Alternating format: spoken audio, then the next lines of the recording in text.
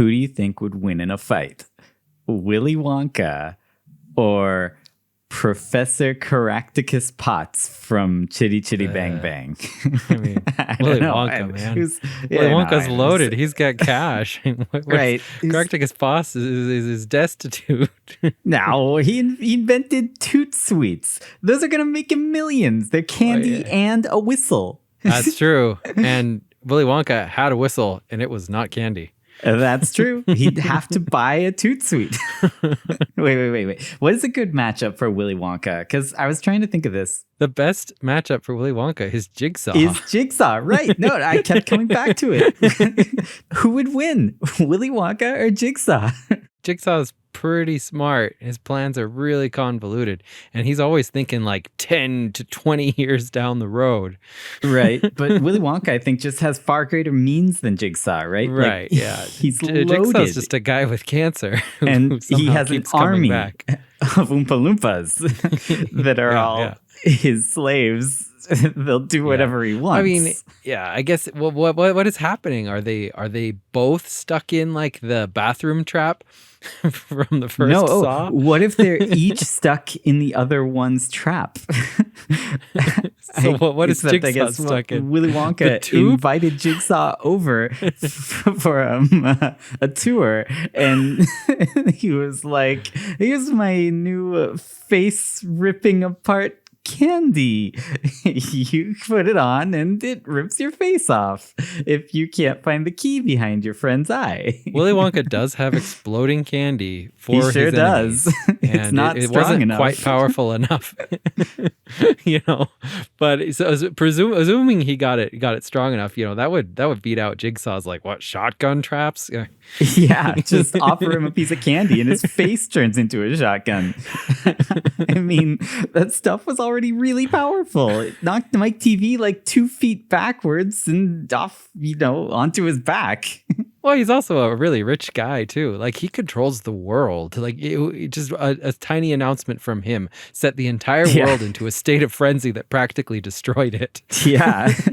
No, I mean, like that's pretty crazy. He upended like the global economy as well, forcing the price of Wonka chocolate up to like 5,000 pounds for a box.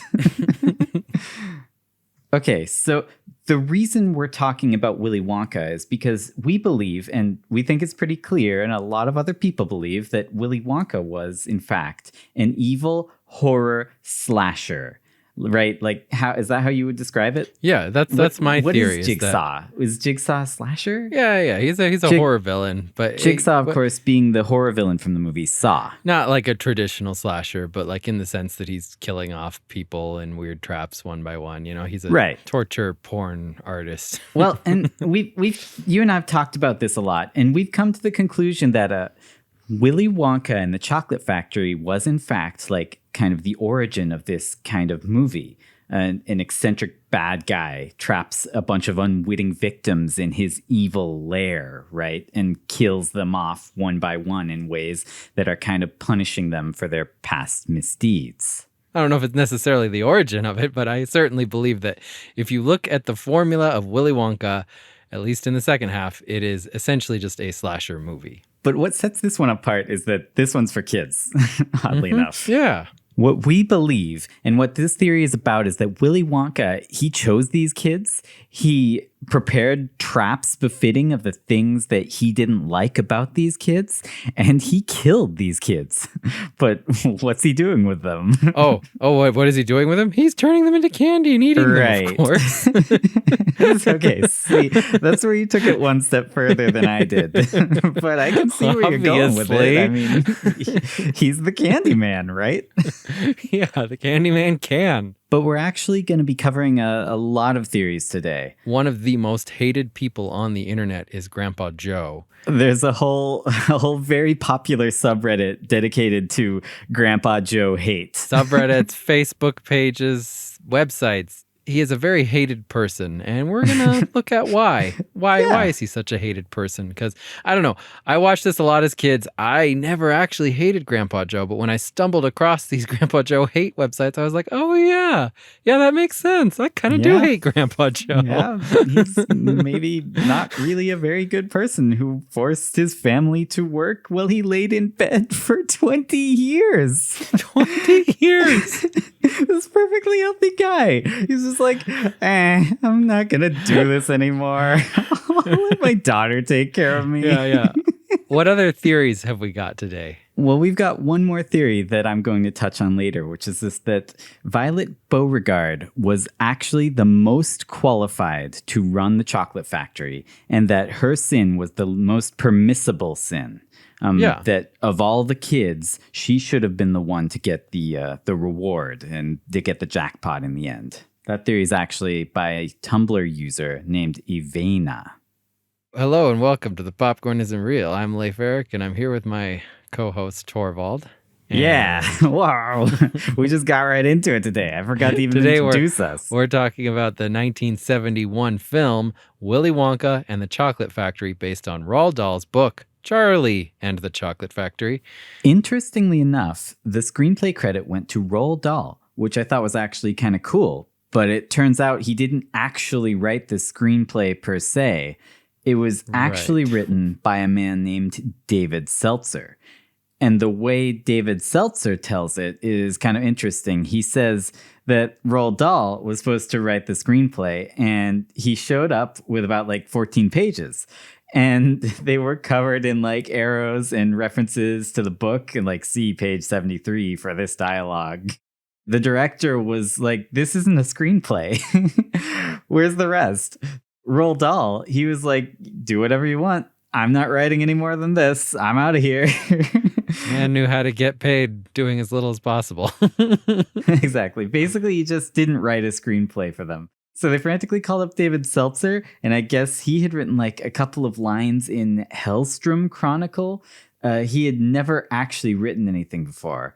He hadn't been credited. He was not a screenwriter yet. I imagine that did not change.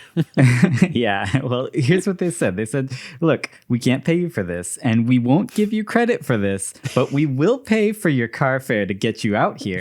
And I pinky promise, I'll produce your first film. So he said, okay. Came out and wrote the screenplay for free. A basic Hollywood deal. Exactly. So David Seltzer, you know what else he wrote after he got his big start? He wrote the Omen. The Omen franchise? Yes. Or at least the first one. No. But this guy, he clearly likes to write horror movies, right? Like The Omen, horror movies about kids. A kid whose very presence makes people want to kill themselves. Yeah, exactly. So it goes to follow that this guy would write a book about a guy whose very presence makes him want to kill kids. And I don't know if we said it yet, but this was directed by Mel Stewart. But you know who else is in Willy Wonka? The legend, the man, the myth, Gene Wilder.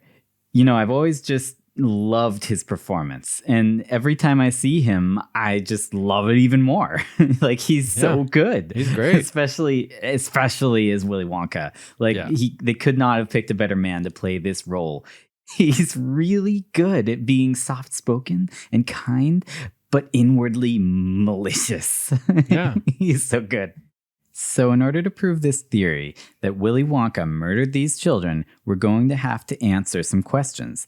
As in any murder case, we need to establish a motive, a means, and an opportunity to commit these murders. Did Willy Wonka choose these kids personally? He wasn't out to kill random kids, right? Because he had specific murder devices planned for each one of them. Did he have the means or an opportunity to execute the murder every time? Basically, can the murder weapon be connected back to him? So what I'm going to do is every time we reach the unfortunate outcome of one of these kids, I'm going to try and point things out that can link this situation back to Wonka and prove beyond any shadow of a doubt that he planned this. The opening. It's a giant montage of candy being made. And you might think that this would be boring, but not to me as a kid. That was the best part of the movie. I swear, we would turn on the movie and just watch the opening and then turn off the movie sometimes. Well, it was because it was taped onto a tape. So we would have watched whatever came before it. And then that montage of all the candy would show up, and we'd always watch at least that part. We can't turn it off yet. This is the best part. And then it immediately opens up with the Candyman, right? Yep. Where a bunch of, I assume, rich kids who don't have to pay for candy are in a candy shop. Well, poor Charlie Bucket gets nothing, and the Candyman just dispenses candy to them. He's just kind of throwing it at them. And then he lets them in behind the counter. He's like, go to town, kids. And when he lets them in behind the counter, he whacks a little girl in the face. Yeah, he does. He lifts the counter to let them in. And he just smacks that kid in the jaw. It's really good. When Tom and Jerry did like an animated remake of the Candyman song, they animated that little girl getting hit in the face. Sure did. No, but as kids, we would talk about this scene a lot. And what we came to was the conclusion that these are all rich kids. Their parents had paid like a blanket fee beforehand where they can just go there whenever they want and get songs and candy. Charlie Bucket doesn't get candy because he's poor, yet these kids who are not paying get as much candy as they want. And the next time they show the candy shop, they show all the kids inside getting their candy, and then Charlie Bucket through the window not getting any candy, but looking at them, right? So exactly. So yeah, it's like a subscription service. It's Netflix, but for candy. So Charlie walks past the factory, and the Wonka lights come on just as he looks at the factory. The scene is insane. Now, the man who walks up to Charlie, I guess he's a quote-unquote... Tinker. No, he's not. Now, see, I would have gone with homicidal homeless person. Yes. He's like got a cart covered in like a very knives. Prominent cleaver just hanging right in the foreground.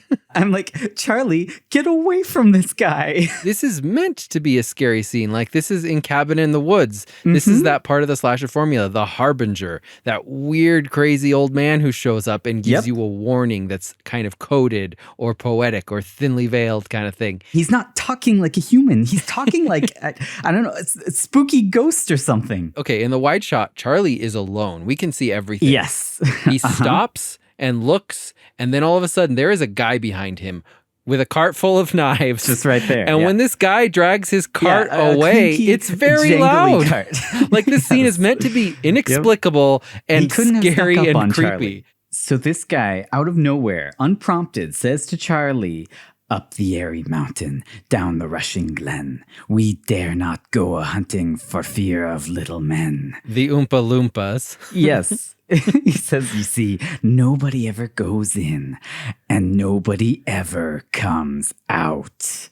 He's building up this building as a place where if you go in, you won't come out. I mean, it could be interpreted as no one ever comes out because no one ever goes in, like it's abandoned kind of thing. When's the last time you watched a movie and someone pointed to a building and said, no one ever comes out? And it was not meant as a threat. And I gotta say, like, we dare not go a-hunting for fear of little men. Like, this is a clear reference to the Oompa Loompas. Pretty weird. We learned from terrible old Grandpa Joe that this place used to employ human employees. Yes. But lots of them were spies, meaning they used to go in a-hunting. Yeah, they were corporate spies. They don't do that anymore because he closed down, fired all his human employees, got a bunch of slaves. And apparently these Oompa Loompas will massacre anyone who comes in. Well, no, they'll turn you into candy and eat you. Yes. And I think that there's evidence for this because to them it's nothing. They come from a land where they every day get eaten by wangdoodles and vernicious canids. Yeah. So to them it's eat or be eaten, right? They're not. It's not cannibalism to them. They're not human. They'll turn you into candy and eat you. Mm-hmm.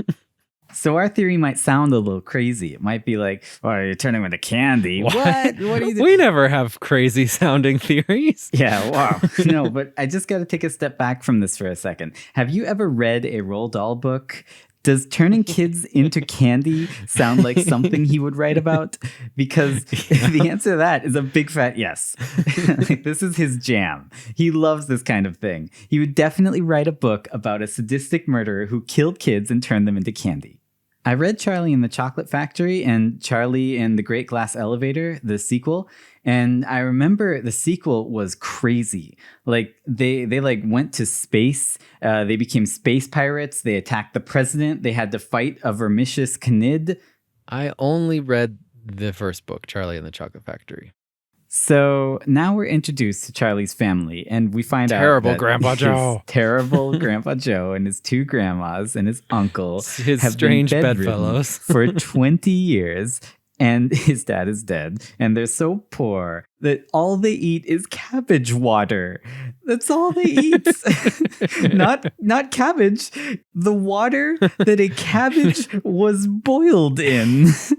The scene opens up with Joe wants his daughter to work harder, and he is low-key blaming her laziness for the fact that Charlie has no time to play. Yes. He's trying to guilt his daughter into doing more work because he's like, Charlie needs to play. And why should Charlie have to work? He certainly is. Even though he does nothing. You might take his kindness lays towards Charlie, right? Like you might say, oh, he It cares is about not. Charlie. But this is betrayed his by the daughter. fact that he's laying there doing nothing and yelling at his daughter, like you said. So he clearly doesn't care. He just wants to berate her. Well, let's do the math here. So the actor who plays Grandpa Joe, Jack Albertson, was born in 1907. He would have been 64 in 1971 when the film came out. Oh, no. That means Grandpa Joe has been Since he was bedridden 40. since he was 44 years old. Oh, no. And he can get up in an instant when the golden ticket comes. They make sure to point out that he does not, nor has he ever had any sort of disability.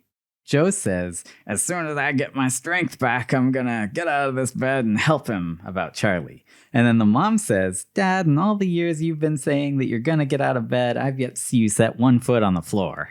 The point is that they're not saying like, oh, if only your leg would heal, or if only you hadn't broken your back all those years ago. No, she just says, if She only knows he your could get out of strength would bed. come back, whatever that means. So Charlie comes home with bread, and his mom asks Charlie, where'd you get the bread? Like, she clearly thinks he stole it. What difference does it make where he got it, says Grandpa Joe. All that Yeah. matters is that he got it. The clear implication is Joe believes Charlie stole it as well, and he wants to encourage that behavior. Steal more, Charlie. Good. It would be to his benefit if Charlie stole more things for He's him. like, I like bread.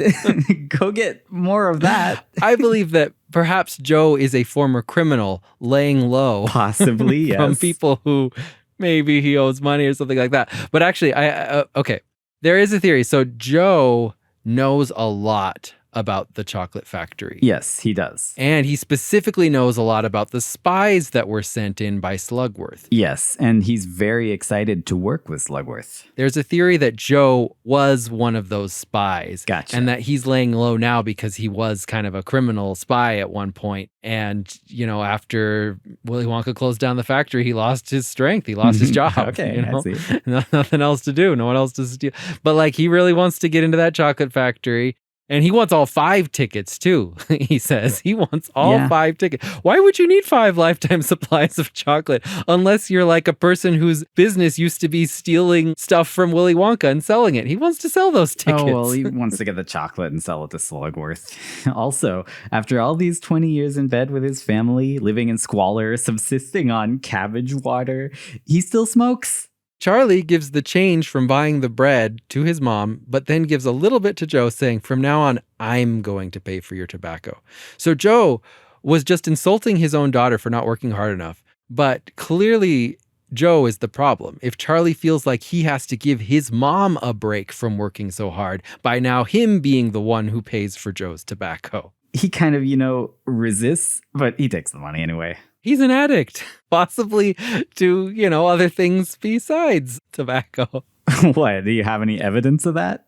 I mean, the most infamous thing is just that Grandpa Joe has coke nails, so his pinky fingernails are much longer than the rest of his nails. And supposedly that was for like doing cocaine. Well, the real life reason for this, though, is that the actor played the banjo. And when you play the banjo, it's good to have another long nail on both hands so that you can pluck multiple strings at the same time. But I also want to say, when you play the banjo, it's good to have a little cocaine. Wow. Yeah, I guess, if you say so. But yeah, he definitely has coke nails. We never once see Joe smoke a pipe, even though his daughter says it's just one pipe a day. We never see him smoke a pipe. Like, I don't think he's spending that money on tobacco. He's spending it on cocaine. And that's why his family's living in squalor. It's just one dime bag a day. All right. Now, you might ask, is it really possible that Willy Wonka set up this whole contest? Like, he sent out those golden tickets, upended the world just to get these kids into his factory and kill them in sadistic ways? Yeah. Look at Jigsaw, right? Like, he does this exact same kind of thing. He picks out specific people that he hates for specific reasons. He brings them to a place to kill them. And we believe it for that movie. So why couldn't we believe it for this one? Why do you think that Grandpa Joe has to lay low pretending to be an invalid, right? He doesn't want his legs to actually get broken by Willy Wonka because he used to work for that guy. And also, like, as I was saying, just going along with that theory, like, we do know that Grandpa Joe is super cool with stealing Fizzy lifting drink. And at the end, he's the one who's encouraging Charlie to give the gobstopper to Slugworth. And Charlie, luckily, has way more integrity than his grandfather. But yes, my point is that Willy Wonka, very eccentric, makes lots of rash and weird decisions based purely on emotion. Sometimes sprays like alcoholic bubbles in the faces of kids while riding a car with them, subjects them to evil boat rides. Okay, he literally chopped everything in his office in half, even his important documents. He is a madman. Yes, he did. He's very committed to these strange decisions he makes. So I think he could have tracked down these kids and brought them there just to kill them. Right. It's totally something he'd do, right? Is there any precedent in this movie for like a mad scientist type character? Is there any foreshadowing of that? Mr. Turkentine, played by comedian David Batley, is Charlie's teacher. He's crazy. And the first time we see him, he asks Charlie to mix nitric acid with glycerin. Do you know what that makes? Nitroglycerin? Yes, nitroglycerin. No, but he also adds his own special formula to remove warts. A bottle labeled only X. And when they pour them in, he has Charlie take the two dangerous chemicals, the nitric acid and the glycerin. And do they have to just pour all of them in at the same time? They don't measure them. He says they need to be really careful and pour in the same amount, but they're not. Like he said, they're not measuring anything. So, but I'm asking, why have this scene at the very beginning of the movie, like a classic mad scientist sort of scene where you're just mixing chemicals together and it explodes? It's just establishing that the adults of this world do dangerous things to kids, and it's very Roald Dahl-esque, right? And that, you know, it's not out of place for there to be a mad scientist. So class is dismissed because everyone's going crazy and wants to find these golden tickets. There's a lot of really cool scenes during this whole kind of montage, like that guy in his psychologist's office talking about the archangel whispering to him. So this man has a dream that the archangel whispered in his ear where he can find the ticket, and then his therapist starts like threatening him, like, saying, "Just tell me where they said they were." And then there's also like other scenes to show how sadistic everyone is, highlighting the horrors of consumerism. Like that lady, just get me my husband back. They'll do whatever they want. I'll pay anything, right? And the detective answers the phone. He's like, they want your case of Wonka bars. She's like, oh, well, can I think about it? It's your Wonka bars or your husband's life. Yes. And also there's like an evil computer that turns against its creators. Dude. Like they ask it to do the one thing it was made to do, and it says, I can't tell you. That would be cheating. It's pretty good. And I think the implication here is that Wonka can somehow remotely influence computers. Oh, I don't know. But I want to say that computer, it's a mainframe. It's a Siemens System 4004. It did not have the capability to reason like a human. And it definitely it couldn't answer questions, right? What? It couldn't interpret in 1971? things. Like when the guy who's running the computer, he's played by Tim Brooks Taylor. He says, I'm telling the computer that if it will tell me the correct answer, I will gladly share with it the grand prize. And it says, what would a computer do with a lifetime supply of chocolate? That's far beyond this computer's capability. So something's wrong here. 1970s technology in movies was the best. Dude, it's great. Let me introduce Augustus Gloop. He's a fat German boy who eats a lot. but not as fat as his hungry Oh, I maniac love of a his father dad. who eats the He eats the microphone microphone without the even reporter thinking. puts up to his mouth. He'll eat Just anything. instantly. Something near my mouth, I eat it. I always wish that he had been in the movie more, that he'd come to the factory instead of the mom, because I want to see this guy at the chocolate factory, right? How would he have time for that? He's too busy eating. Well, my guess is that he wasn't interested in chocolate. He only eats non-food items like microphones. Like you see him eating something on a plate. He's not eating food. He's eating the silverware. He's taking bites of the fork. Why does Augustus Gloop deserve to die? He basically threatens Wonka, right? When he's being interviewed, he looks at the camera. He says, I feel sorry for Wonka. I'm going to cost him a fortune in fudge, right? Like he's saying, look out, I'm coming. He won a lifetime supply of chocolate, though. He'd be stupid not to exploit that. But I mean, when he does is when he gets punished. So that is true. So, oh, I mean, perhaps the motivation for all of them is just that Wonka doesn't want to give them a lifetime supply of chocolate. It's cost saving. I do think that's part of it, yes. But I think it goes a little deeper. Wonka clearly doesn't like overweight kids, even though he makes candy. Yeah, fat shaming. Yes. I mean, you'll notice that everything Wonka does is actually kind of very overtly evil. Yeah, he's a mean guy. He doesn't hide it. But he doesn't like fat, gluttonous kids. With every kid, starting with Augustus Gloop, immediately after they find the golden ticket. Some creepy guy with a giant scar on his face who comes down close to them and whispers silently in their ear. He is sent out to these kids, presumably to run Willy Wonka's strange con of trying to get them to betray him when they have no reason to be loyal to him. So he's not actually Slugworth, but we're going to call him Slugworth. But he's actually working for Wonka to just trick these kids into betraying Willy Wonka. I don't know. It's a weird plan, but him being there when they all find their tickets, since these tickets are found across the world, it's an impossible task unless he had knowledge of who would find the ticket and where they would be found, and also when they would be found. And further proof that he's not the original Slugworth who was stealing Willy Wonka's secrets, who I'm sure Willy Wonka We don't had need to killed. prove that. They say it in the movie. Oh, not that they had him killed. Oh my gosh. No, is that he's not the original Slugworth, is that Grandpa Joe doesn't recognize him when he shows up at the end. And Grandpa Joe would because he worked for him. We don't have any proof of I that. already proved. All right, right. I just want to point out that Slugworth, he shows up. And what's he doing? He is serving Augustus food. He's giving him food just like he probably served him that candy bar, right? Like he probably gave it to him. He's being a waiter, right? I mean, Augustus Right, yes. probably said, give me a candy bar. So he said, here you go, right? Right. He seems to work at the place. Although, why does he have to do it when the reporter I is don't know. there? Every time he does it, the camera zooms in on him. It's like they know something's going on. So the next one to find a golden ticket is Veruca. Her dad owns a peanut factory. He has all the peanut shellers, which all of them are women. Or girls, as he calls them. Yeah, he calls them girls. Instead of shelling peanuts, they're opening Wonka bars.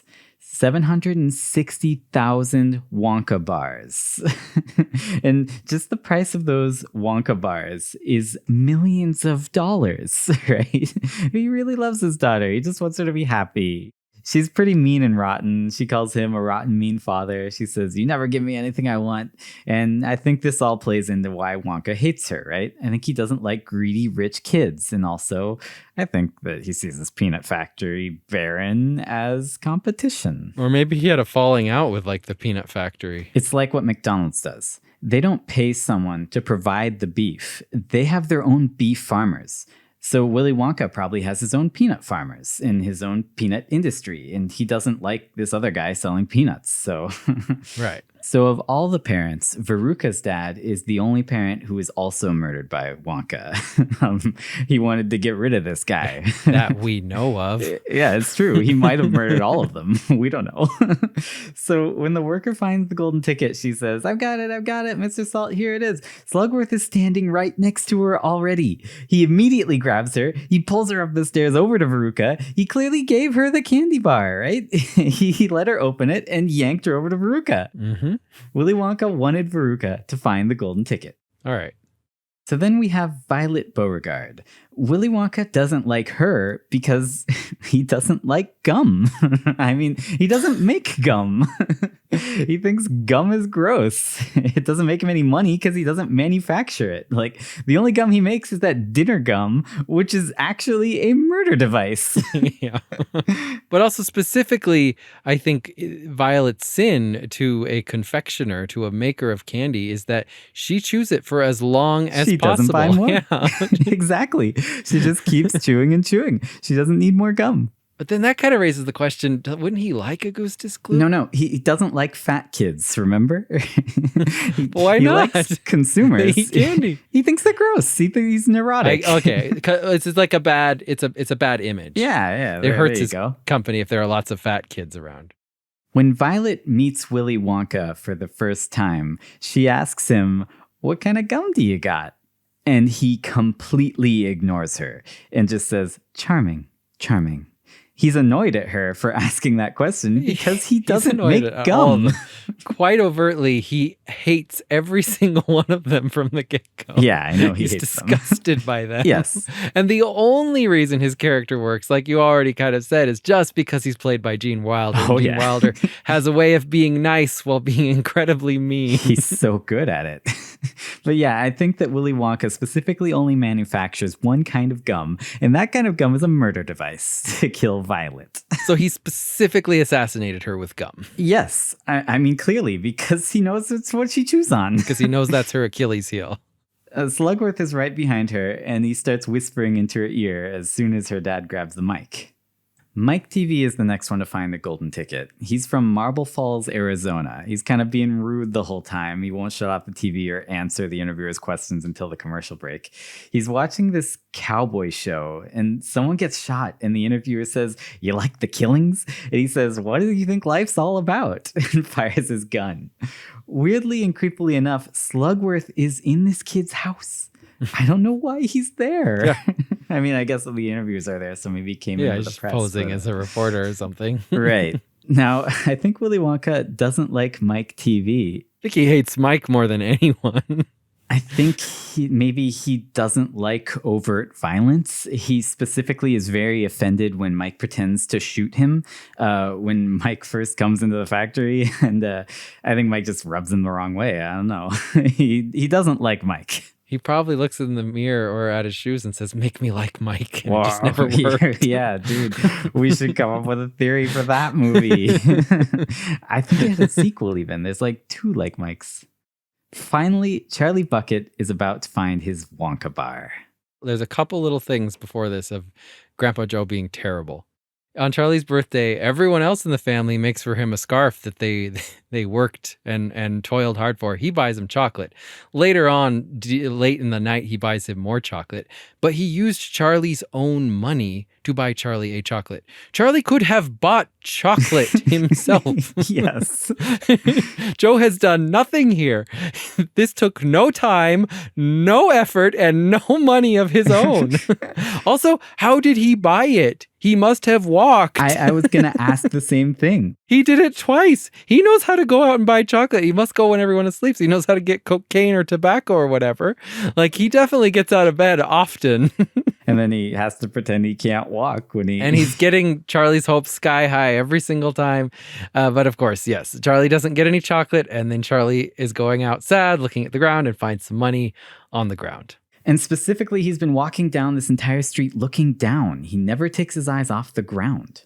It'd be very easy for someone, say Slugworth, to drop a coin right in his path where he'll find it because, first of all, he's not going to see Slugworth drop it because he's looking down. Second of all, he's definitely going to see the coin because he's looking down. And Slugworth knows he's a really, really poor kid. So he finds this coin. He goes into the store. He says, "I'd like to buy a bar of chocolate." And apparently Sizzlers are made by Slugworth because the Candyman says, "Would you like a Slugworth Sizzler or a Scrumdiddlyumptious bar?" And Charlie says, "Whichever's biggest." Scrumdiddlyumptious sure sounds better than a sizzler. I know. Well, Slugworth is just a horrible name for anything related to candy. So it's only afterwards when he says, I think I'll buy one more for my Grandpa Joe.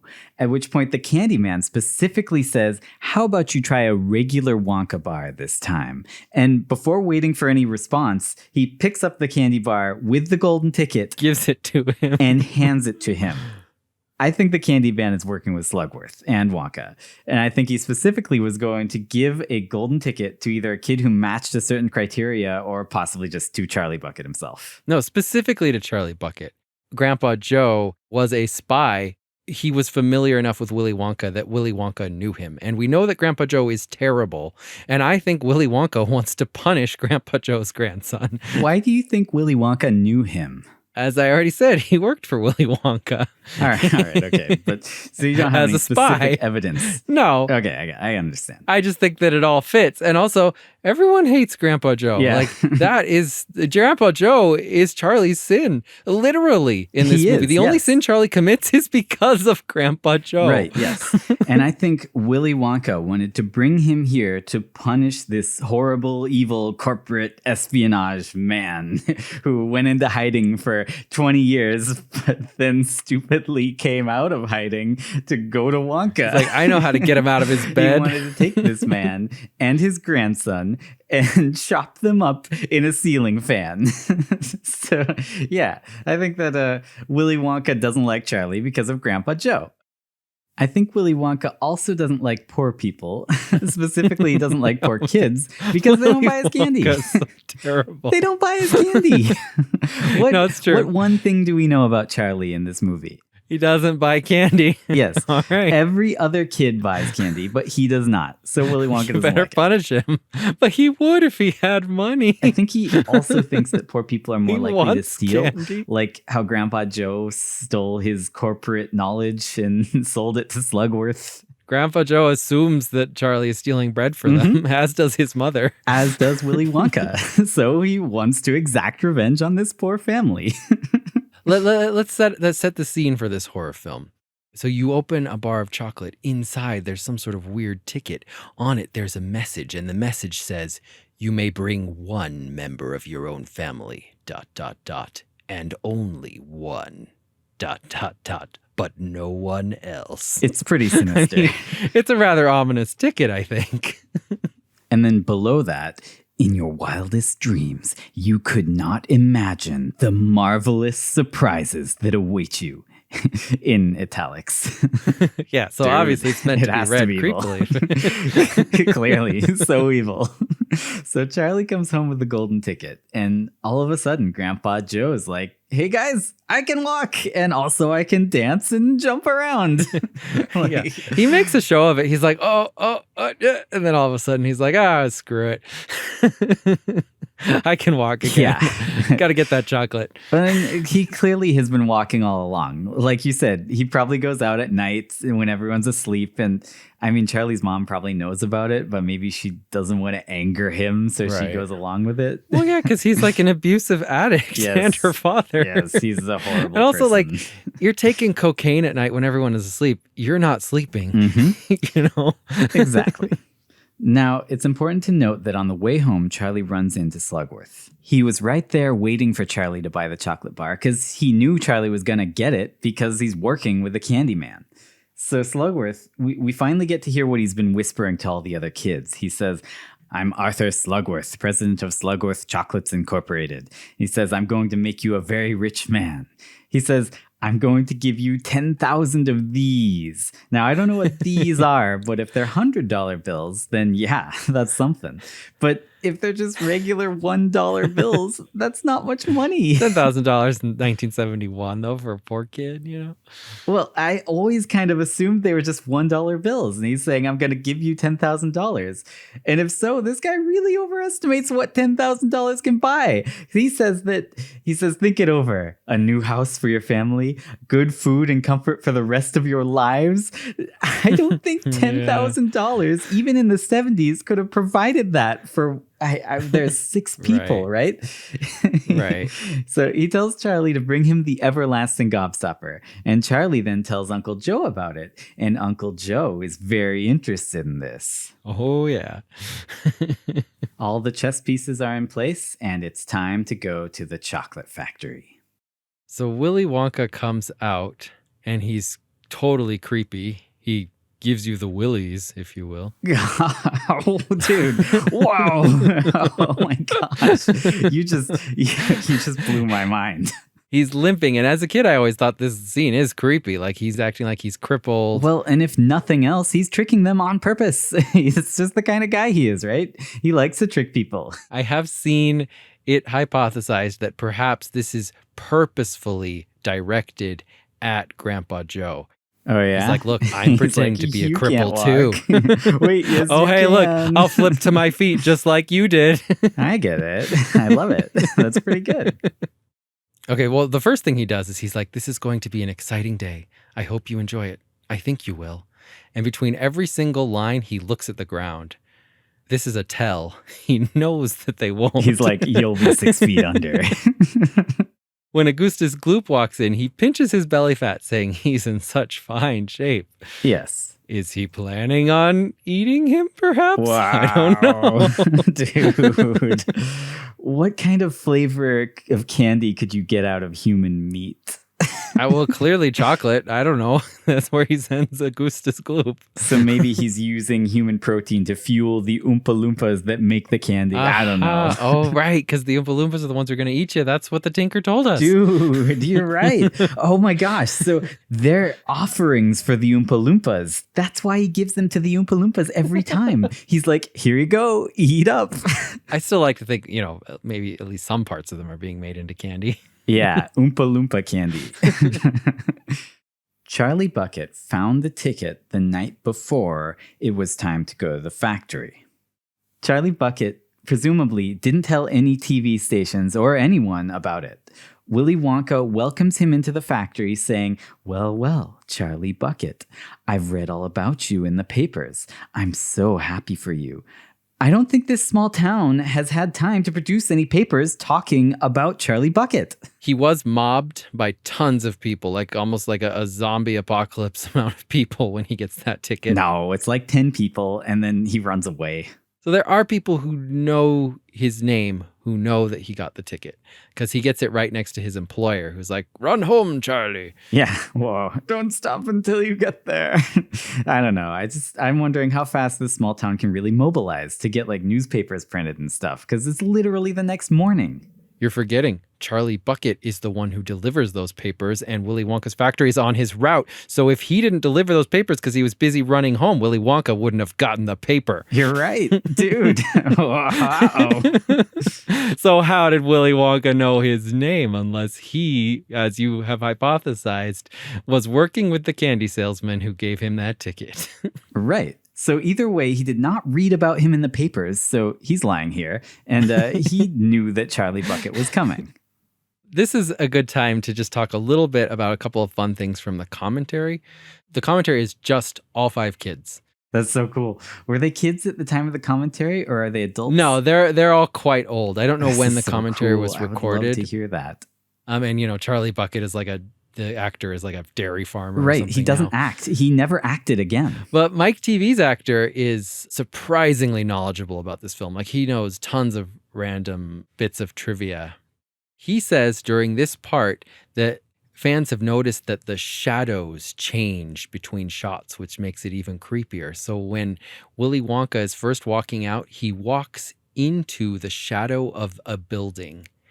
And then he walks out of it. In the next shot, he's walking fully in the sunlight and walks into the shadow of the same building. Like, the shadow has moved ahead of him to keep him always in the shadows as he's walking. I mean, I'm sure they did different takes at different times of the just day. at a different time of the day. Yeah. That's fun. The funnest part of the commentary is just that the actors who played Veruca and Violet were both into Charlie, and they keep talking about how they had like this cool rivalry going on, but they're like, but it was a very polite rivalry. We talked to each other and we're like, okay, today is your day with Charlie. You get to go out with him after we finish shooting. Tomorrow's my day with Charlie. So it was like they were just like negotiating their Charlie time. Charlie Bucket, the ladies' man. They're talking about how cute Charlie was the whole time, and he was just kind of like, probably kind of awkward situation. Charlie, my man, Peter Ostrom. Oh boy. And they talk about how like they weren't interested in Mike TV at all, because Mike TV's actor was actually like 2 years younger than the rest of them, so he was like a little kid to them. Anyway, it's a really fun commentary, and I do think you should listen to it. And I think we have a little meme we made that has to do with that commentary. It's not gonna make sense to anyone. So they get into the factory. He points out that there are little surprises around every corner, but nothing dangerous, as literal human hands reach down and take their hats and coats from through the wall. It's like a classic horror scene. It's like straight out of Roman Polanski's Repulsion. Before they can proceed into the actual... They have to sign a literal deal with the devil. Yes, they have to sign this enormous contract. He won't let them read it. But also, they literally can't read the bottom because it's too small. The words get smaller and smaller as it goes down. But from what we can read, they're clearly waiving any responsibility to Wonka for their deaths. Do you think they're signing their souls over to Willy Wonka? Because this isn't a legal contract per se, because their guardians do not sign it. He only has the minors sign it, which would be voidable in court. But not in Wonka's court, I guess. So this is clearly an alternate universe, by the way, because Charlie Bucket's mom says to him that there are 100 billion people in the world. In the 70s, there were only like 3 or 4 billion people in the world. So this is not our world. So in this world, maybe contracts with minors are binding. Mike TV's mom asks, I assume there's an accident indemnity clause. Wonka says, never between friends. She's saying, will we be compensated if there's any sort of accident? And he says, no. No compensation. He's clearly planning to have these kids get in accidents. So I didn't transcribe the entire contract that you can't really read anyway, but I'm just going to read the first 2 paragraphs or so. It says, whereas the management cannot be held responsible for any accidents, incidents, loss of property or life or limb, whereas for damage caused by lightning, earthquakes, floods, fire, frost, or frippery of any sort, kind, or condition, consequently, the undersigned take responsibility. I want to say frippery, it's a real word, and the definition of it is showy or unnecessary ornament in architecture, dress, or language. So basically Willy Wonka. Right? Oh, yeah. That works. At the end, Willy Wonka reads part of the contract, which is in Latin. Yes. Fax mentis incendium gloria, etc., memo bis punitor delicatum. The Latin in the contract drafted by Willy Wonka translates to, the torch of the mind lights the path to glory. I am mindful that the crime is punished in 2 ways. Yeah, or the fault is punished twice, something like that. I ask you, what are those 2 ways in which it is punished? I think the first punishment is the one that we see, and the second one is the one that we do not see.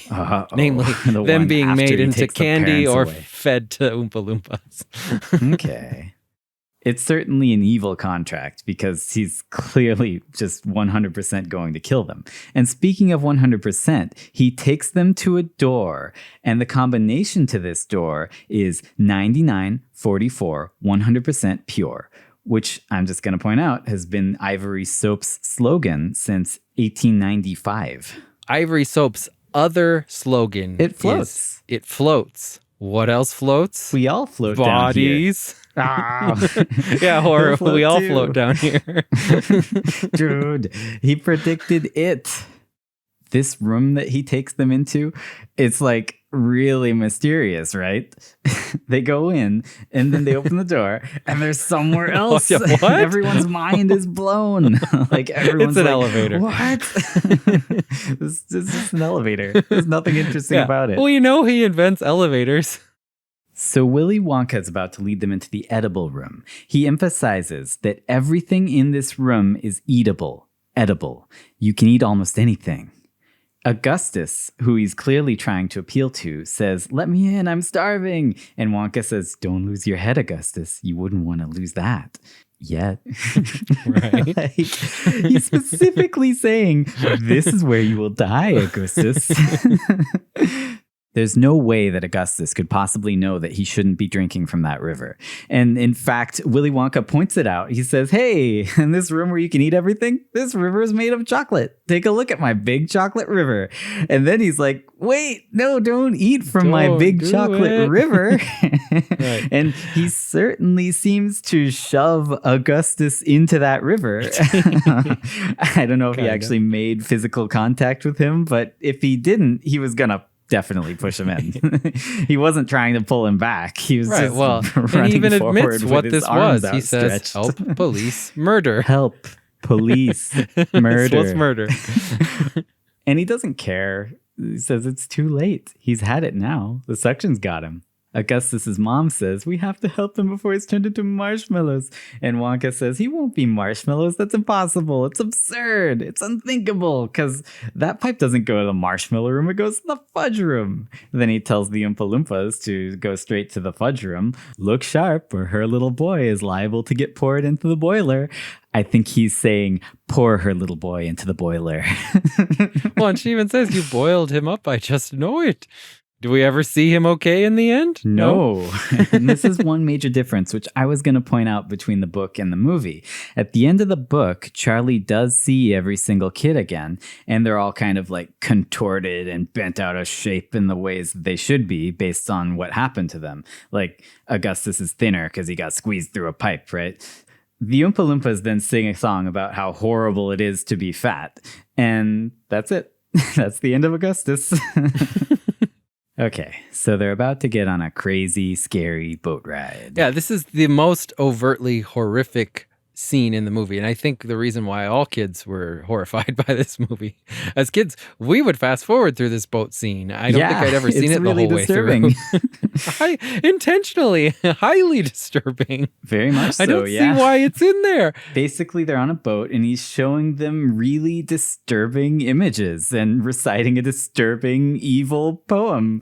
Let's talk about all the horrific things we see on this weird screen next to the boat. We see millipedes crawling on a guy's face. Yeah. We see an actual filmed beheading of a live chicken. Yeah, they chopped that chicken's head off. We see lizards eating bugs. Close-ups of eyes. We see a big Slugworth face.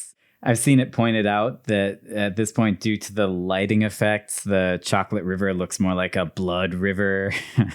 Well, here's what he's singing. He says, "Not a speck of light is showing, so the danger must be growing. Are the fires of hell a-blowing? Is the grisly reaper mowing? Yes, the dangers must be growing, for the rowers keep on rowing." Now, the grisly reaper mowing, like that's obviously a reference to the kids being killed one by one. Yeah, he's like, "I'm going to kill you all." One down, 4 to go. Right. And I think it's telling that he goes on this crazy rampage right after the first kill. You know, he got a taste for blood. Mm-hmm. He's reveling in it. He's a serial killer. He's very happy. Yeah, there's no turning back now. And that's kind of what this scene feels like. Well, that's what he says. Like he says, hell. "For the rowers keep on rowing, and they're certainly not showing any signs that they are slowing." Ah! And he just starts shrieking, dude. It's really disturbing. And all this is just to get them to the invention room. Yeah, where he feeds them exploding candy. And he gives them gobstoppers only if they swear to never show them to another living soul as long as they shall live, which he knows won't be long. Yes, that's true. He also produces these gobstoppers from a covered machine that looks an awful lot like a covered body. Whoa, I didn't notice that. Look at it. It's the shape of a body. The gobstoppers come out from between its legs. It's pretty weird looking. Well, like all of his candy, it's made from children. Exactly. I think it's made from actual bodies. He also points out that these gobstoppers are for children with very little money. You can suck them forever, showing that he does want to break into the children with very little money market.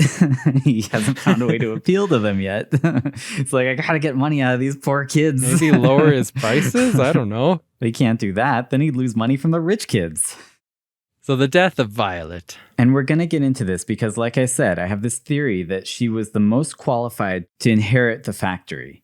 He stresses right in Violet's face just how revolutionary this gum is. He knows that she's into gum, and he holds it up, and immediately Violet's like, oh, gum. Oh my gosh, I love gum. And he's like, no, it's not just gum. It's the world's most amazing gum. Like, hard to depict this as anything but an assassination. Right. Like he's appealing to the one thing that he knows that she really, really loves. So she pulls it out of his hand like he knew she would. And as he does with all the kids, he's like, stop, don't. What is the sin here? In the last room, he was letting them eat all the candy. And he never told them to stop eating the candy. And also in this room, Veruca's eating like, I don't know what it is, weird popcorn out of like a vat. And the other kid's eating exploding candy. It's not like he tells them, no, don't do that here. Yes. The movie seems to want you to believe that the sin is chewing gum. It is, yes. Kids should not chew gum. Well, but even then, it's kind of interesting because when the Oompa Loompas sing about it, they kind of praise it. Like they specifically say that chewing gum is good because it can help you stop smoking and stuff. But then they say it's repulsive, revolting, and wrong. The reason I think this is all interesting is because it does, like I said, fit into the slasher formula. In like the original like Halloween type slashers, the kids had always committed some sort of sin before they're killed, you know, like drinking, drugs, sex, etc. In this case, it's a slasher for little kids, so it's like child sins, things that aren't even necessarily bad at all. Chewing gum, being fat, watching TV. Oh my gosh. So poor Violet eats the gum and she's like, you know, rightfully pretty surprised that now she's going to die. And she's like, I feel funny. And Wonka probably should have told her this beforehand, but now he says it happens every time. They all become blueberries. We got to roll her down to the juicing room at once for squeezing. She has to be squeezed before she explodes. No matter what, they're eating her in this Yeah, scene. Like they're squeezing juices out of her that they're going to eat. I mean, he also doesn't say that she will ever not be a blueberry. Like he says they become blueberries. Violet is one of the biggest evidences of like he turns kids into candy because he literally turned a kid into candy before our very eyes. But I want to get into this fan theory that she was the most deserving to inherit Willy Wonka's kingdom. So this is a theory by Ivana from Tumblr. The bulk of this theory comes from the fact that she's very qualified. She knows more about candy than anyone else in the room besides Wonka, of course. Because, like, candy is her hobby and kind of her job. Like she wins contests and stuff, like world records for chewing gum. And besides this, her dad owns his own business. Mm-hmm. Like he owns a used car dealership and he's a politician. So she could get support from him. He could teach her how to run the business. She probably knows a thing or two about it already. I mean, of everyone here, she's the only one who shows any sympathy for the Oompa Loompas. When Veruca says that she wants to buy one, Violet tells her off. Yeah, I'm not going to argue with you on that. So maybe the others all deserve their punishments a bit. Like Augustus, I mean, it was a forbidden chocolate river. No, it wasn't. He told them they could eat anything in the room. Yeah, I know. I don't believe that, but I'm just saying maybe Charlie definitely did steal. Mike TV, he didn't necessarily do anything wrong, but he knew the consequences of what he was doing. He saw the chocolate bar get shrunk, which we're going to talk about later. Right, yeah. So he knew what he was in for. Violet had no idea that she would die just from eating a piece of gum. An evil confectioner gave a child poisoned gum and she died. That's the story here. And then I also like that Ivana, the origin of this fan theory, she compares Veruca to Prometheus because she took a personal risk to share the knowledge with everyone. When she ate the gum, she immediately starts telling everyone how it tastes, how it feels. Like she wants them all to experience it with her. And then she paid the price for it, just like Prometheus when he stole fire and shared it with the people. She's an unsung hero. That's pretty good. A tragic hero. By Willy Wonka's definition, she did not deserve it because, and he's not even being subtle about this, at the end, he says he literally just wanted someone who would do things his way. Yeah, and he wants a pushover. Violet likes gum. Yep. And he does Willy not like Wonka gum. does not like gum. He only makes gum to poison assassinate gum. Violet. All right, so they go into the next room, and there's like rolls of paper on the wall that have tasteable fruits on them. Right. So I always thought this was like a crazy cool idea as a kid, but now I think it's kind of gross because, like, I always thought it was if you had your disgusting. own personal paper, it would be okay. But if you're like supposed to share, who shares candy? Anyway, so Willy Wonka makes the comment that everything tastes like it should, and he ends with the snozberries taste like schnozberries. Snozberries. Who ever heard of a schnozberry? At which point Wonka says, "We are the music makers, and we are the dreamers of dreams." Whatever that means. There's a long-running kind of myth that schnozberries are male genitalia. It's a euphemism. You've never heard this? No. Dude, I heard this all the way back in like elementary school. Wait. Does the theory go any further than that? Yeah. No. It's confirmed. Like, Roald Dahl wrote it. 15 years after Roald Dahl wrote Charlie and the Chocolate Factory, he wrote a book titled My Uncle Oswald. Now, this is a very adult book. It's not a book for children. It's about Oswald and a woman named Yasmin, who are trying to seduce and steal the sperm of rich and powerful men. Basically with the goal of selling it to women who want successful kids. So there's sperm jacking people. Okay. And in a specific section of this book, Yasmin, she describes how she does this. So this is a direct quote from the book. She says, "There's only one way when they get violent. I grab a hold of his snozberry and hung onto it like grim death and give it a twist or so to make him hold still." So this is written by Roald Dahl and using the same word, schnozberry. Okay. Well, I will say that the list of things that eat Oompa Loompas is wang doodles, wow, swogglers, and snozwangers, and also Vermicious Knids. Lots of wangs in there. So there is one little thing to note here, which is that Roald Dahl might just reuse funny words sometimes. In another story he wrote called Sometime Never, A Fable for Supermen. So I guess it's about gremlins who have been completely displaced by humans, so they have to like live in hiding underground. These gremlins eat a certain kind of fruit called schnozberries. Okay. It's a sweet, juicy red fruit that grows in orchards. Okay. So it could just be a fruit, or it could be a man's fruit. Who knows? Anyway, just figured we'd cover that because it's a very famous Willy Wonka myth or fan theory. Okay. All right. Up next is Fizzy lifting drink. So they walk into the bubble room and he says, like, there's Fizzy lifting drink, but don't drink it, and then just leaves. Yeah. No, it's the shortest room in the entire movie. And then Grandpa Joe is like, "Hey, Charlie, let's get high." Wow.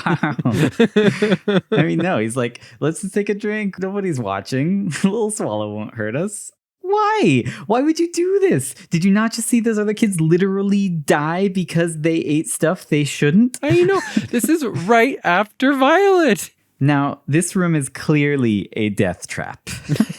Why would you place massive spinning blades above a room that houses the extremely powerful drink that makes you like rise 20 or 30 stories into the air with one gulp? Willy Wonka wanted someone to die here. Yeah, no, it's a death trap, 100%. And as we see later, he's really pissed that they didn't. Yeah, he's mad because he has to clean the ceiling. I'm sure he wanted to clean it, but for different reasons. They barely managed to escape their deaths by burping a lot. And I'm sure Willy Wonka didn't quite see that coming. And he's pretty pissed about it. For the rest of this tour, he does not acknowledge Charlie's existence. Not that he really did before. Terrible Grandpa Joe must have been something that they planned and wrote into this movie. Like, he is Charlie's sin. Every bad thing that happens to Charlie is because of Grandpa Joe. Every trap room is designed to make the kid pay for something, right? Mm-hmm. Like Augustus Gloop, they knew he loved chocolate and fudge, so they made him a chocolate river. For this Fizzy lifting drink room, it is the room that is most clearly a death trap. But how is it designed to appeal to Charlie? It's not. It's designed to appeal to Joe, who loves stealing trade secrets and selling them to Slugworth. Wonka literally says, this is an experimental drink that hasn't been released yet and isn't fully formulated, so we're not going to touch it. Let's just leave it alone. He knows that Uncle Joe will be like rubbing his hands together. Like, this is right up my alley.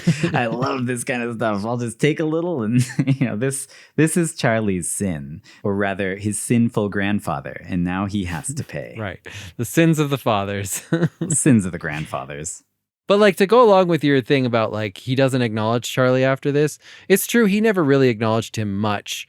But like, they just walk into the next room after this whole Fizzy lifting experience, and Willy Wonka doesn't even look at them. Like, he is purposefully ignoring them because in his mind, he left them back there to die and they're dead. He has no reason to look back. And he's also mad because they're not dead. But then at the end, once he's killed all the other kids and they're still around, he literally just walks away from them, talking to himself. Oh, I was supposed to be 5 for 5 today. Yup. All right, so now we're on to the geese. Veruca, she gets mad when she can't have a golden egg-laying goose, and she goes crazy and sings about wanting a bean feast and just wrecks the place. So she wrecks everything in the room, right? Like, she's being a little brat. Dude, do you want to explain what a bean feast is? Apparently, it's like when you throw a party for your employees. But why would she have that, right? Like, the only thing I can think of here is that they're trying to say that the father diverts company assets, which are supposed to be used as, like, to reward the workers, to his daughter. That's what I thought. But either way, she ends up on the chute that is supposed to verify if an egg is good or bad, which Wonka, of course, has full control over. And what do you know? It opens up and sends her to her death in the furnace. Right. And her dad says, she'll sizzle like a sausage. And Wonka says, not necessarily. She could be stuck inside the tube. At which point, her dad jumps in after her. And then what do you make of Grandpa Joe being like, well, Mr. Salt finally got what he wanted? Okay, I was going to ask you. And then Charlie says, what? And Joe says, Veruca went first. What on earth does that mean? I don't mean? know. I was going to ask you. What does it mean Veruca went first? All right, let's look it up. Okay, say no to grandpajoe.com as an interpretation. Whoa. I guess they have like definitions as defined by Grandpa Joe's actions. So right now we're defining the word vindictive. It's a noun, which means seeking revenge. Evidence. So when all that stuff happens with Veruca, Grandpa Joe says, Veruca went first. And then later at the end of the movie, I'll get him even if it's the last thing I do. If Slugworth wants a gobstopper, he'll get one. Analysis. Grandpa Joe's vindictive streak is more apparent in the movie than in the book. In the movie, he takes perverse pleasure in Veruca going down the garbage chute before her father. His hostility towards them is based on Mr. Salt's earlier insistence that ladies should go first, putting Veruca ahead of Grandpa Joe.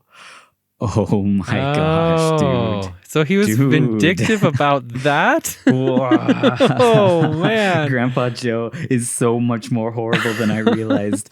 What a disgusting thing to hold a grudge about. But that's not even made up. Like, that's the only explanation for that he didn't like that Veruca went first at the very beginning, something that no one even remembers. Wow, he really held that against this little child. He just hated someone cutting in front of him. Like, he has an I'll get mine kind of mentality. Like, he's like, she got mine. Now he's taking perverse pleasure in the fact that she dies. And he's like, she wants to go first. She can go first to hell. Oh my gosh. Grandpa Joe. He really is terrible. That's the biggest confirmation for our theory. Yeah, like they sum it up really well here. They say, as with most vengeful people, Grandpa Joe is willing to cut off his nose to spite his face. He is a horrible man. Wow. Oh. Dude, they have 3 different areas that you can explore. One is rat bag, the other is industrial spy, and the third is bastard. Each one of these 3 has their own like subset of things that you can look into. Oh my gosh. Okay, we believe there is sufficient evidence in the book and in the movie to demonstrate that Grandpa Joe has unusual knowledge of Wonka's facilities. In addition, there are certain incongruities between his alleged health and his apparent abilities, which lead us to believe that his illness is a cover. That's exactly what we thought. Yeah. Finally, there's an irrefutable plan to sell Slugworth a gobstopper. Wow, this is so good. Oh boy. All right. So after Veruca and her dad sizzle like sausages in the furnace, Wonka snidely remarks that, well, the furnace is lit every other day, so they have a good sporting chance, haven't they? And then the Oompa Loompas sing about how she's a brat, deserves to die. Yep. And then Wonka says, children are disappearing like rabbits. Do rabbits disappear often? Oh. I thought they multiplied. Yeah, when you say like rabbits, it's the opposite. Then they all put on radiation suits, and it's time for Wonkavision. So Wonka has invented something like revolutionary. Yes. It can shrink and teleport matter. Yeah. Yet he over wants to radio use it waves. for candy. I assume he has other usages for this, like maybe transporting things, like Bodies. bodies. Yeah, good point. They'd be a lot easier to hide if they're small. I mean, he's already unbelievably powerful just as like a confectioner. How powerful would he be if he invented this thing and marketed it? Like, this is insane. Dude, I've got it. Who would win in a fight? Willy Wonka or Sir Topham Hatt? Oh, that's a good matchup. Dude, who would win? They're both like eccentric mega millionaires bent on, I don't know, controlling the world. Domination through their inventions. I actually don't know who's more powerful because Sir Topham Hatt has like some serious AI capabilities. Yeah. Oh man, he's got some serious clout. Just for our listeners, we're referencing our Thomas and Friends episode that we did. Oh yeah, Thomas as an evil. If you haven't listened AI. to it, it's really good. Check it out. That's a really good one. I love that one. I might have to give it to Topham Hatt though. He's got a lot of trains at his disposal. Right. I like mean, an army of trains. That's what I'm thinking about is Wonka, I think, is in a good position to dominate the world economically. So he might be able to like force Topham Hatt out money-wise, but Topham Hatt's in a good position to dominate the world military-wise. Like, just strap some guns on all his trains, and he's got like living, thinking armies of indestructible machines. And Wonka seems to be interested in actual innovations in technology, like teleporting matter or candy that lasts forever. Whereas Sir Topham Hatt is interested in trains. Yeah, that's it. Yeah. He's not really interested in innovating at all.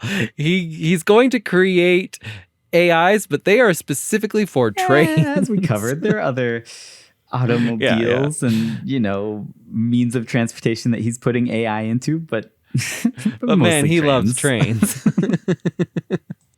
Like, he could have self-driving cars. That's way better than trains. Trains can go anywhere. Self-driving trains. That's where it's at. We need trains. He's trying to corner the market on shipping, which is why Wonka made Wonkavision. So he doesn't want to. He doesn't want to have to go up against. Dude, this is actually like out of the history books.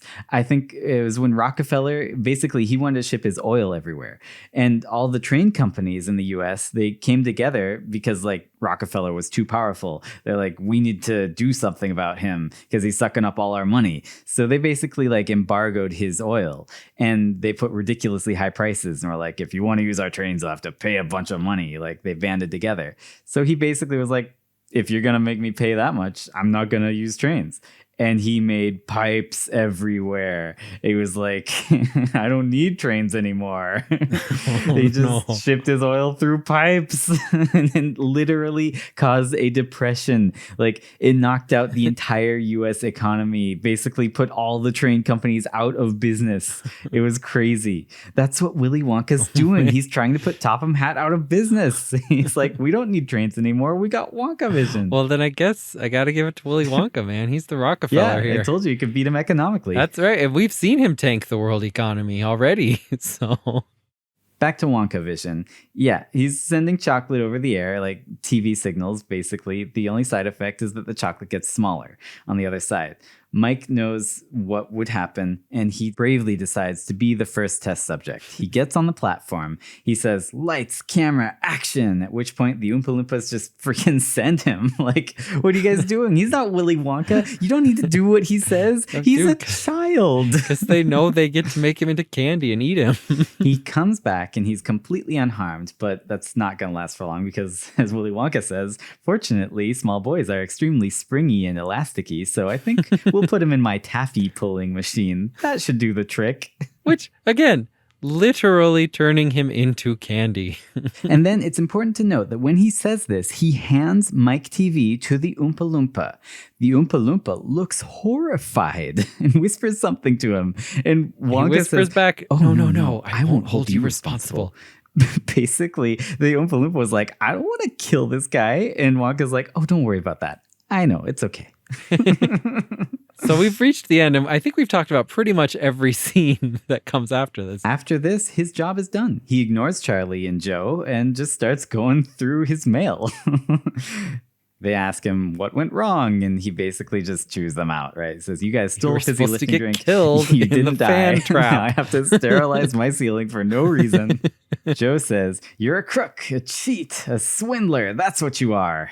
He also says, you're an inhuman monster, which is true. But do you think maybe he's projecting? Like, he sees these things in other people because well, it takes he's a one crook, to know a one. cheat, and a swindler? Yeah. So Charlie gives the gobstopper to Wonka, and Wonka says, you win, you passed the test, you won the glorious grand jackpot. He brings him to the great glass Wonkavator and says, there's one button I've never pressed. The end of this movie, I have always hated it so much. Like, of all the cool things that they did involving candy, which was really cool for me as a kid, you get to this is your final, your last hurrah. It's an elevator. What does that have to do with candy? Dude, a glass elevator that flies? I don't know. Everything about it just seems so stupid. And what a terrible way to end the movie. Yeah, I know. I want Charlie to get his chocolate. He doesn't get, we never see Charlie holding any chocolate except for before he went to the chocolate factory. Like, yep. It was just so maddening to me. Here's your prize. An elevator. Like, no one saw that coming. No. I mean, it's a big surprise. Wonka treats the situation kind of like sinisterly and dangerously too. Like, he says, I've never pressed this button. Hold on tight. I don't know what's going to happen. Then he starts saying, faster, faster. If we don't get enough speed, we'll never get through. And Grandpa Joseph's like, we'll be cut to ribbons. And he says, probably. Then they get through and they fly away. I mean, was this like punishing them for not getting shredded in that high fan tower? He's like, I'll shoot you up this tower. I kind of think that he killed them all in that elevator. I kind of think they all died. Well, it's murder-suicide. Nobody goes in and nobody ever comes out. I mean, they don't come out those doors. Nobody ever does come out those doors. They just float away into to heaven. Like one would do if they were dead. He talks kind of weirdly. And this is why I thought maybe he's committing suicide, because he says, I can't go any further and I don't really want to try. Like, that's a weird thing to say, dude. And then he ends the movie with, don't forget what happened to the man who suddenly got everything he always wanted. He lived happily ever after, which just seems kind of like a sugar sweet way to end the movie. And maybe he's just lying and they all died. I don't know. Or maybe he did pick Charlie. No, to I run think you're his right. factory. You know, there's nowhere else to go after you've murdered 4 children. Might as well murder the 5th and yourself. Like, I kind of think the great Wonkavator was his own ticket out of there. And then, like, it dawned on him that he was like, hey, I didn't kill these guys. I can just put them in there and then we'll all die. Oh, dude. All right. I think we've come to the end. I think we've proven all of our theories. Was this movie a horror movie for kids? Of course. I mean, I was always on board with that. It definitely fits everything. Did Wonka commit 5 premeditated murders? Yes. Yes. He purposefully killed all these kids. He had the means, the motive, and the opportunity. Was Grandpa Joe a big scumbag? Oh, yes. Yes. I mean, there's Joe was a big scumbag. a bounty of evidence for that. Yes. You don't have to go far. You can look it up.